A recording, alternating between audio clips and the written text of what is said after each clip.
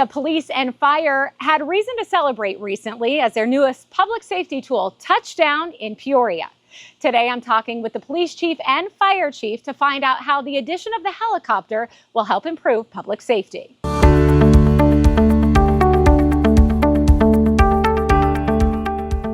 Chief, I know you have firsthand experience with a helicopter and the use of them for public safety from your time with the city of Mesa.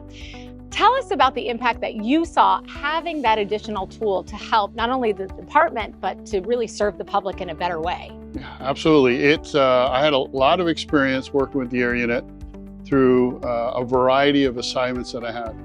First and foremost, it was such a comforting feeling knowing that when we're dealing with a critical incident, that we had an eye in the sky watching over us. So we had a voice, eyes, the ability to communicate to other units that weren't on scene yet, that could really relay what we were dealing with at that time. So you saw the positive impact it had for the police department to be able to do their job better and to come home safer, and the public to be safer. What do you foresee the impact of it having on the city of Peoria and the public in this area? So preservation of life, right? And that has to do for both the officers that are on the streets, responding to those calls, dealing with failure to yield, fleeing vehicles, stolen vehicle, violent crime, whatever it may be. But also, and probably more frequently, is going to be those types of cases where we have the missing loved one that goes wandering off because of a cognitive issue. So I have witnessed the air unit come into play and help find and rescue many people that otherwise we were off the beaten path. So it's here, and before it's ready for its full launch, there is some steps that still have to be taken. What's the rollout of the whole program look like so the public is aware of how this will come into play in aiding in public safety? Training is obviously the biggest piece, right? Training is critical to mitigating liability and to ensure that we can handle the responsibility. We've been very fortunate that we have some great staff, great personnel within the police department already that has a plethora of aviation experience, to include the pilot who served as a pilot for the U.S. Army flying Kiowa helicopters. But in addition to that, we have tactical flight officers that are currently in training, working in partnership with Phoenix Police Department's Aviation Division. They've offered their assistance to us, which has been a tremendous benefit, so shout out to Phoenix PD. Those officers are in training right now and will be up through January, at that point where we will start doing our training missions, and then we'll be somewhat operational to a limited degree. Thank you, Chief. Appreciate it. Thank you. An important tool for our officers, but it will also be used by our fire medical department to assist with some of their responses. Chief Bernard, the addition of the helicopter is really a benefit to the fire department, an added resource that you're going to use in a few different ways. So explain to me how it's going to be used.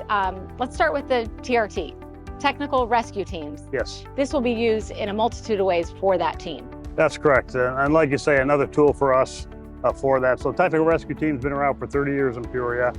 We started our first team way back when, and part of that training involves helicopter operations. So we have folks that are very well trained in helicopter operations for technical rescue.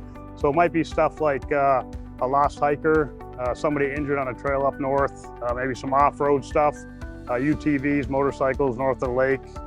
Getting to them, this will be a lot quicker to get there for sure, and then potentially get them out of that area and get them to the help they need for sure.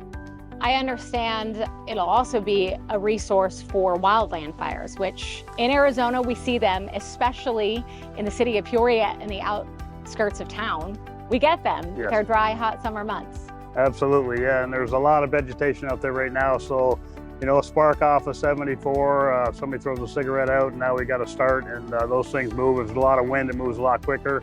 So having the ability to call in a helicopter with what we call a Bambi bucket, about 100 gallons of water, doesn't sound like much, but in the fine, flashy fuels, it puts a lot of fire out. So what we're looking to do with that operation, not necessarily put the fire out, but slow the fire down so we can get the boots on the ground, the firefighters in position to be able to stop those fires. So it buys us a lot of time is what it does. Also an added layer of safety, it sounds like, for boots on the ground. Absolutely, because now we got eyes in the sky we'll put a firefighter in the helicopter with the pilot who's familiar with fire behavior on wildland fires, so they can pass on the information to the incident commander.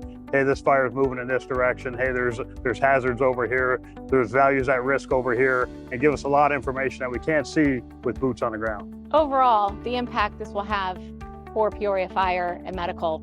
Very good. We're excited about it. We can't wait to start using it. We're training on it already to be operational next year, and we'll see how that looks, but we're really excited about it. Well, thank you, Chief, and thank you You're for very what you welcome. Thank you. As always, thanks for watching, and be on the lookout for more episodes as we focus on the issues that matter to you.